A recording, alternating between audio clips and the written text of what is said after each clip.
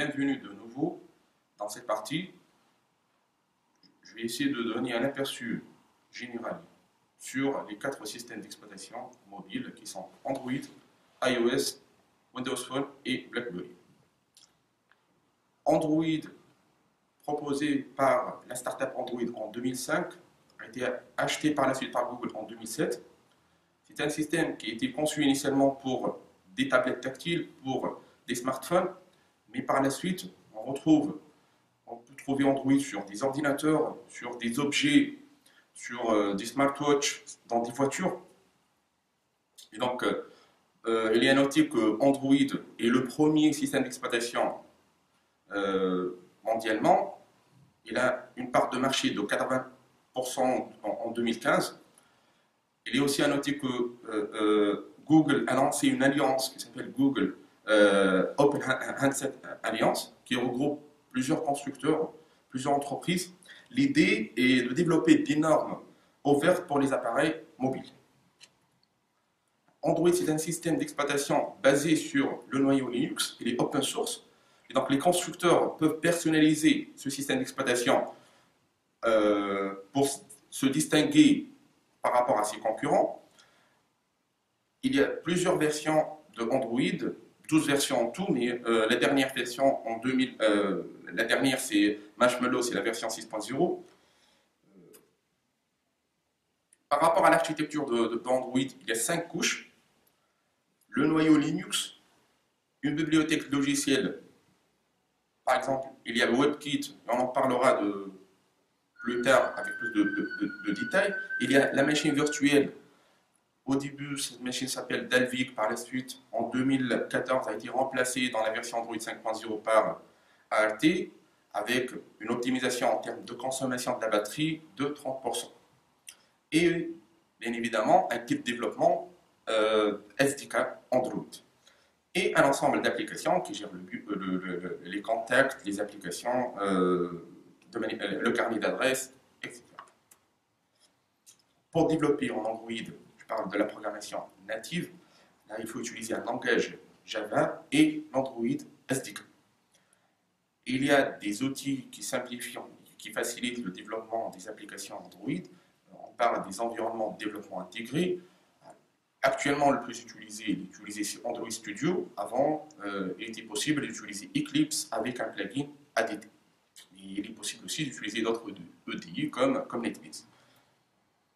Les avantages d'Android, c'est un système d'exploitation ouvert, très répandu, et il y a de plus en plus des applications sur le store d'Android. Je cite par exemple Google Play de Google.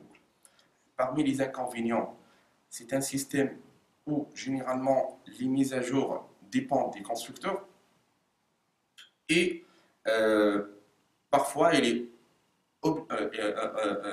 on est obligé d'avoir un compte Google pour utiliser certaines fonctionnalités, certaines applications. Le deuxième système, c'est iOS. iOS de Apple. C'est le système d'exploitation d'un smartphone Apple.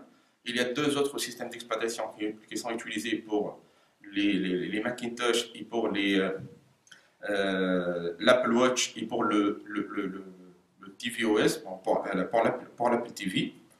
Donc, en 2015, Apple annonce que la dernière version, c'est iOS 9. Il y a 1 500 000 applications disponibles sur l'App Store avec 100 milliards d'applications qui ont été téléchargées. En 2014, la part de marché de iOS était de 11%. Brièvement, l'architecture de iOS, là on trouve 4 couches. Le noyau de iOS, Core iOS, par la suite on trouve les services de noyau, les Core Services, les médias et Cocoa Touch pour tout ce qui est graphique et tout. Pour développer une application native iOS, on a besoin d'un ordinateur Macintosh. Et donc, les outils à utiliser sont Xcode, c'est l'environnement de développement intégré pour développer des applications iOS de manière générale ou bien des applications Apple. L'iPhone SDK est nécessaire, c'est la boîte à outils à utiliser pour le développement.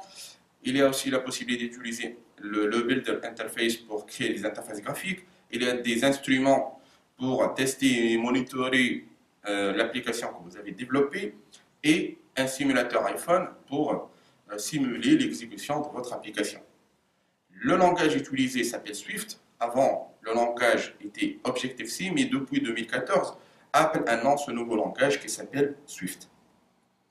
Alors, les avantages d'iOS, c'est un système très stable, avec une expérience utilisateur très simple et avec des mises à jour très transparentes par rapport à l'utilisateur. Parmi les inconvénients, c'est un système fermé. Donc, il est fermé, il est verrouillé par Apple, donc peu de personnalisation qu'on peut appliquer sur un tel système. On est obligé de passer par le store Apple pour pouvoir récupérer, télécharger des applications, et pour les développeurs, on doit faire un abonnement de 99 $ par an pour programmer des applications iOS. Le troisième système, c'est Windows Phone. Windows Phone par Microsoft. C'est le système qui succède Windows Mobile, la précédente version, bien la plateforme mobile de Windows.